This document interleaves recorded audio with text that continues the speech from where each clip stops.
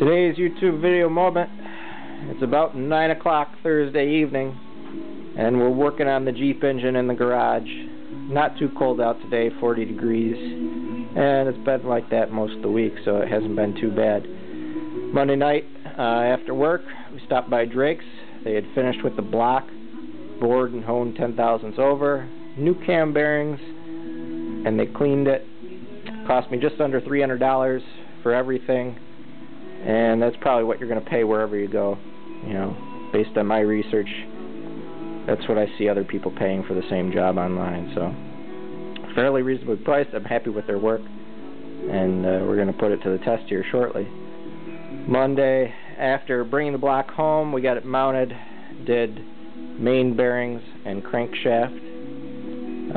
Tuesday night, I did camshaft, new timing sprockets, timing chain cover, and vibration damper. Then Wednesday, pressed out the old wrist pins to salvage the connecting rods, to reuse those. You're going to need a press. It's not something you can do in a vise or with a C-clamp or anything like that.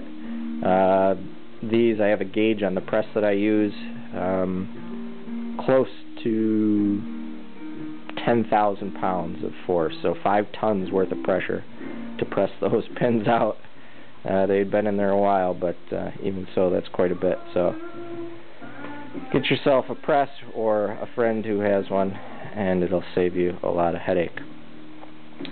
Let's see, from there, pressed out those to put the new ones on. These aren't the circlip style wrist pins, so they're press fit.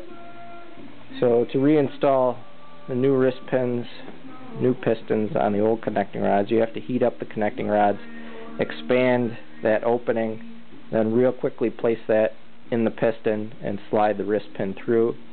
You can try and put the wrist pin on ice if you think that'll help you. May or may not. You got to work really quickly. Propane torch will do. Just have to wait a little while. MAP gas or acetylene would be better. Just don't get too hot. Centering them is probably the biggest challenge when you're going to place those. Let's see if I can find a little piston and kind of explain. So, I don't want to set it and wreck anything nice here. How about on top of the grinder? Old piston, this pin in the center here, which I can't get out at the moment with one hand. That's your wrist pin. Connecting rod clamps around that and pivots back and forth as the piston goes up and down and the crankshaft goes round and round. So you got to press that out to remove the old connecting rods, and then to put it back in, you heat up the connecting rod, throw it in there real quick, and slide the wrist pin through from one side.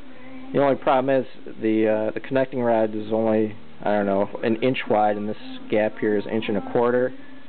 So you have to center it in the center and keep it centered as you're sliding that pin through. And like I said, it takes a bit of timing to get everything right, get everything centered. If it's a little bit off like mine were, just take them back and press them to center them, use a shim or something in there. So, today, I've been working since, I don't know, 6 o'clock, 5:30, something like that. Probably 6 o'clock on this, and it's, I don't know, after 9 now.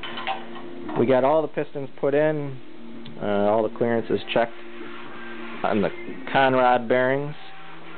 Everything seems to be in pretty good order.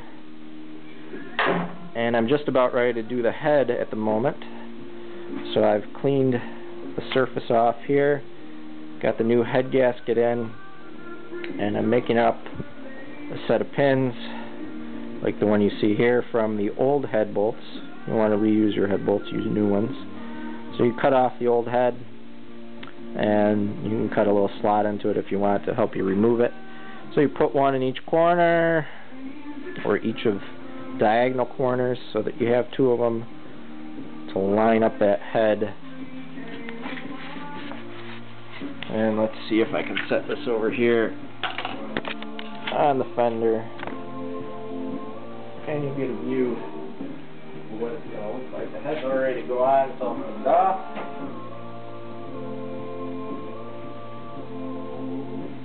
Just got to heap it over it.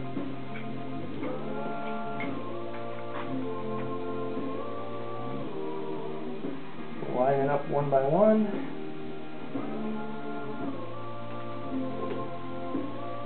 Set it in place. Now that's why those pins help out. They keep the gasket in place as you're lowering that on there, and they make alignment a real snap. So highly recommend doing that. Buy yourself a new set of head bolts, and then you can use the old ones as a tool. Just don't forget to take them out, right? So when they're all in place, I'll go ahead and drop in the rest of the head bolts.